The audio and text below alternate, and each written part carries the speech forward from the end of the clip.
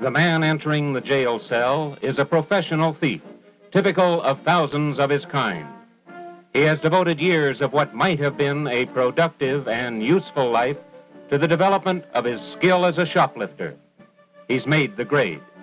To his associates in crime and to the police, he's known as a good booster. This man, a detective on a city police department, is part of a shoplifting detail. His job is a constant battle against the boosters who have made shoplifting a multi-million-dollar business. As a law enforcement officer, he recognizes the professional thief as a formidable foe of legitimate commerce. By conservative estimate, the nation's retailers lose in excess of $250 million annually to shoplifters. For the thief in his jail cell, business is temporarily at a standstill. He's been here before and will almost certainly return to this or a jail like many others of his kind. He has consistently evaded a lengthy jail sentence. After short terms of imprisonment, he's back on the street again, up to his old tricks. The loot on the table was gathered by this professional shoplifter during a few hours' tour of business houses in an average city. On this trip, he chose appliances. It might have been something different tomorrow. Some of his victims will be unaware of their losses until notified by police. Here's where the booster plies his trade, employing a wide variety of techniques to avoid detection. While he may select a store for items which are easily fenced or sold for a quick profit, he'll strike wherever an opportunity presents itself. Sometimes his method is quite simple, almost obvious.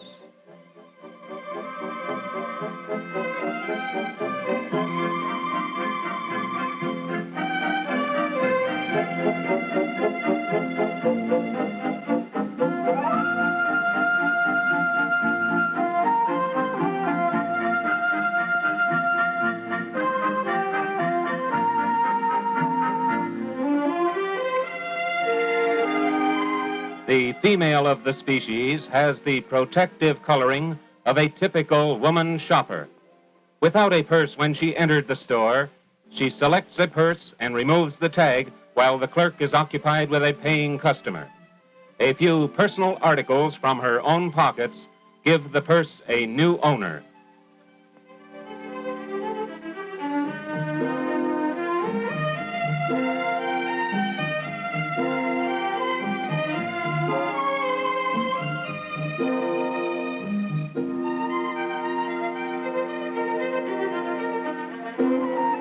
By pretending interest in a back shelf item, the thief may turn the clerk just long enough to accomplish her purpose.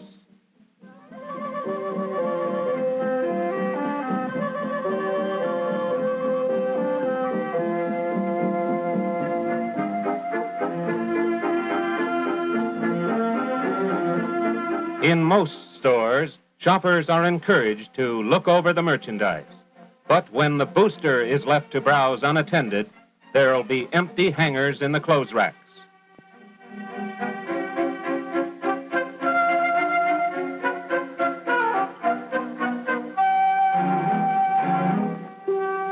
Teenaged amateurs are a special problem.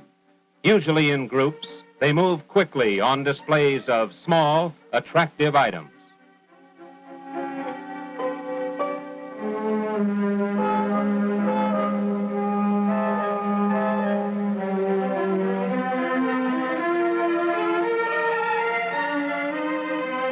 The professional booster works efficiently and with considerable poise from the moment she enters the store.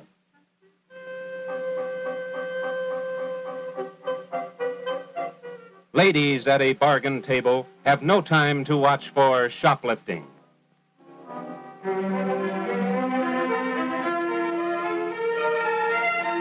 To store personnel and customers, she's just part of the crowd. But the bird's eye view tells another story.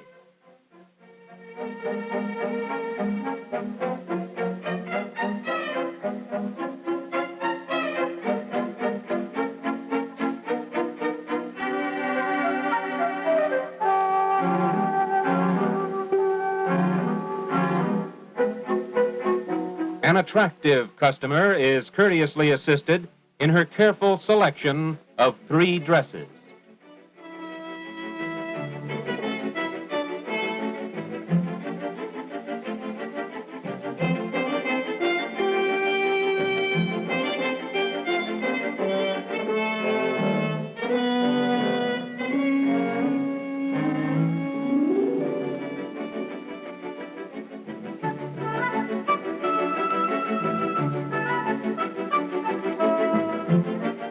The dress of her choice goes under her own.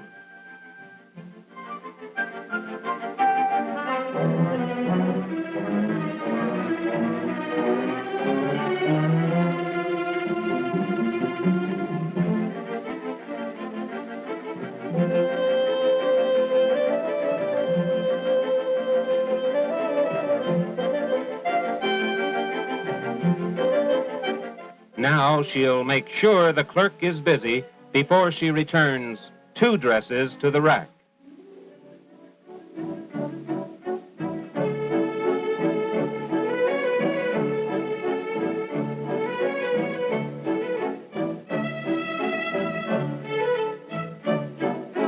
Thieves are always eager to capitalize on the negligence of others.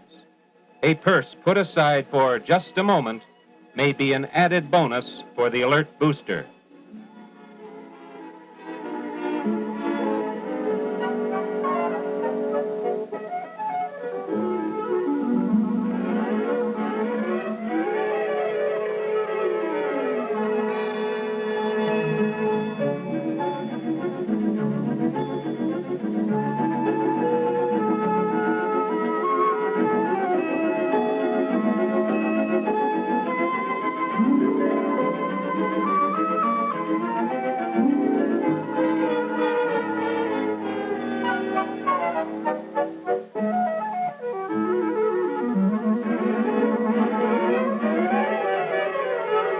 Here's an invitation to any thief.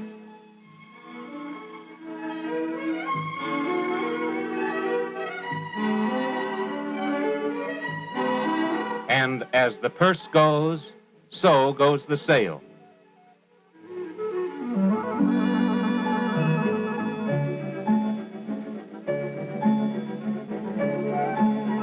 When it's worn by a professional shoplifter, a full skirt may cover a lot more than you think.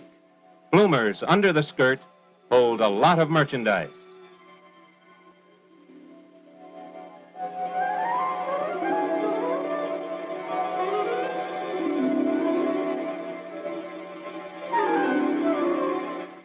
Now a clever booster uses a gimmick which completely shields the theft from all but the sharpest eyes.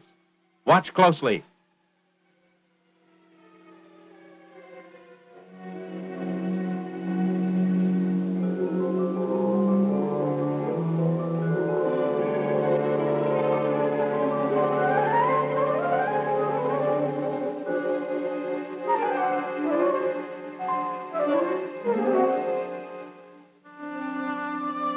Here's how it was done.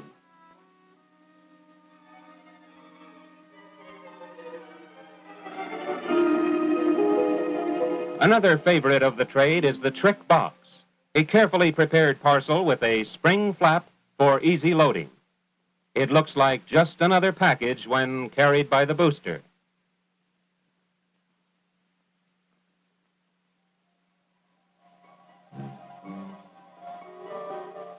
He chooses technical volumes and books which will have a good resale value. On another day, he may use the box to steal something else.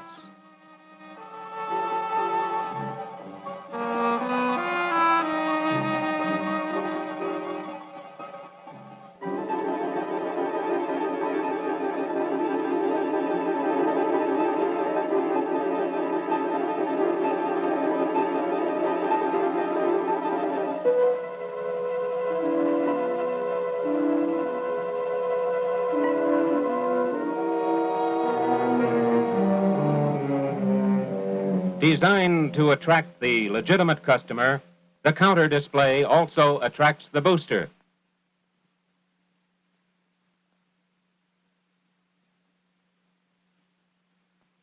Baby clothes would seem to be the intended purchase of this casual shopper. But again, appearances are deceiving.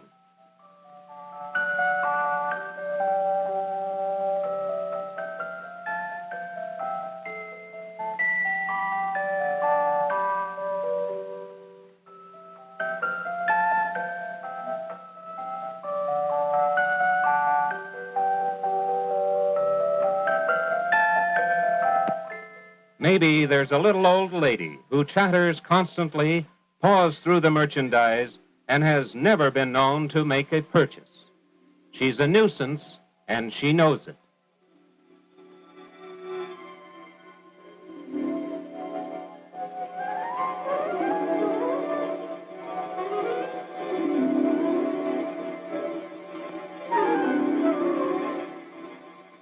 The point is, you may not know a booster when you see one.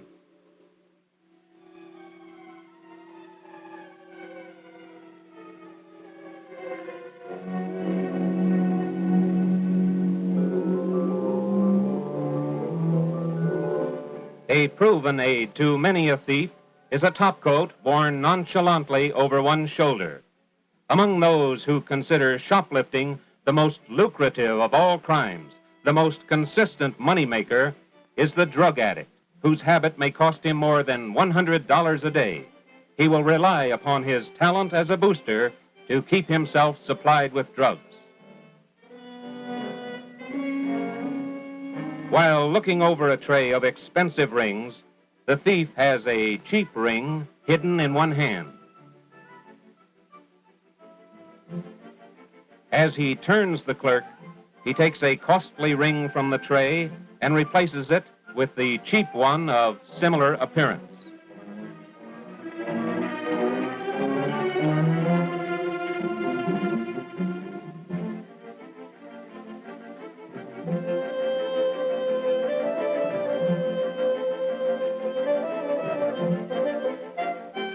Later, he will bargain with an unsuspecting buyer for a handsome profit on the stolen ring.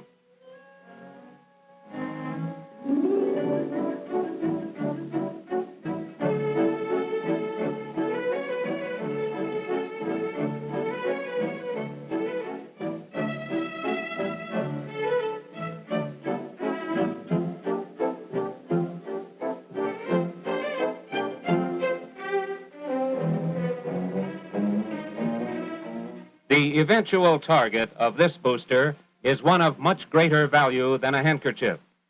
But this small purchase is made in order to obtain a sales slip, an essential part of his operation, for which he's already paid. This is fact, not fiction. It's happened many times. The thief had no trouble in getting out of the store with a television set. Now he'll peddle it for the best price he can get. If he didn't have a buyer in mind when he made his boost, he'll have no trouble finding one. It's just a matter of knowing the right people. For a share in the profit, his connection will provide a customer who will ask no questions.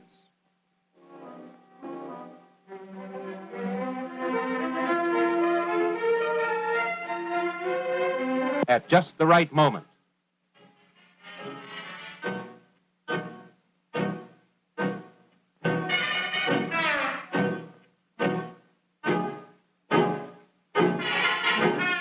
Somewhere in the thousands who cross the store's threshold, there's a professional thief.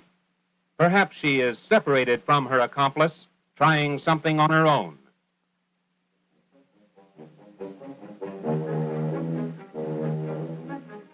Realizing that she's been seen, she heads for the door, with an alert floor walker in pursuit. But the thief has planned for just such an emergency and pauses at a counter where her accomplice is waiting.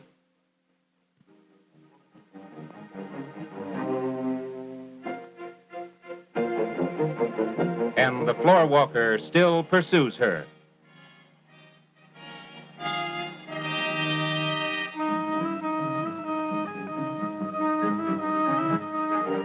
Shoplifting teams work with precision. While a charming booster looks over a few sweaters, an accomplice waits for her signal.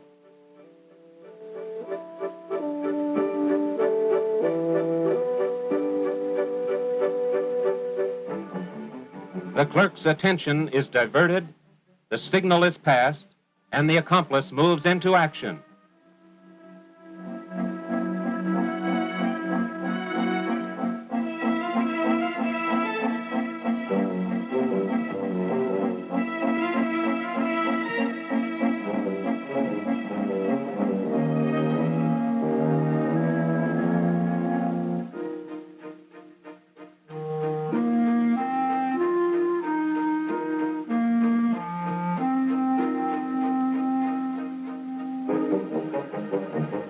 Another team may use a man to engage a clerk, then lead him away from the scene so that his partner may move in.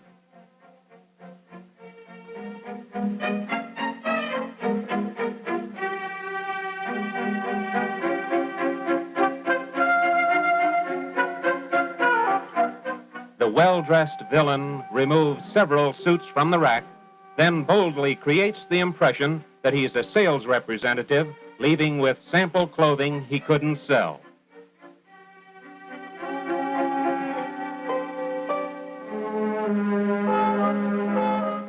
And here come the creeps. 3 men enter the store and take different routes to attract clerks in the intended area of operation. The 4th partner in crime lags behind to make sure that his confederates are doing their job.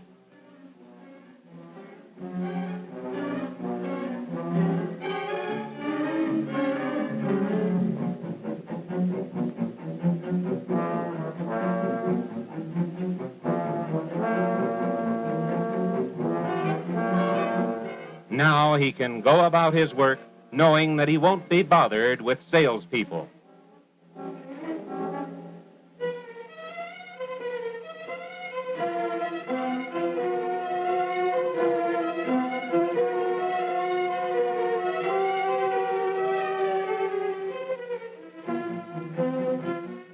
Later, the team will meet to share the loot. By operations such as this, a good booster may easily net in excess of $200 per day.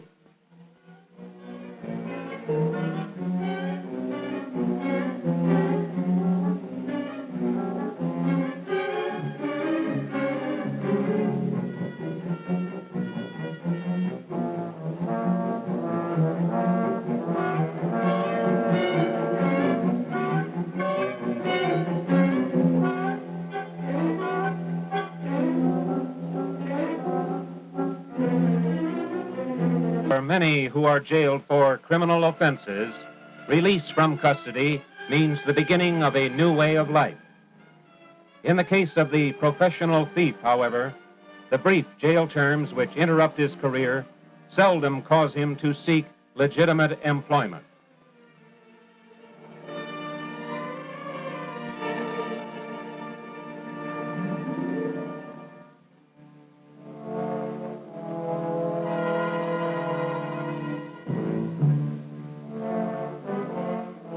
In most cases, he will be unimpressed by the real purpose of his jail sentence.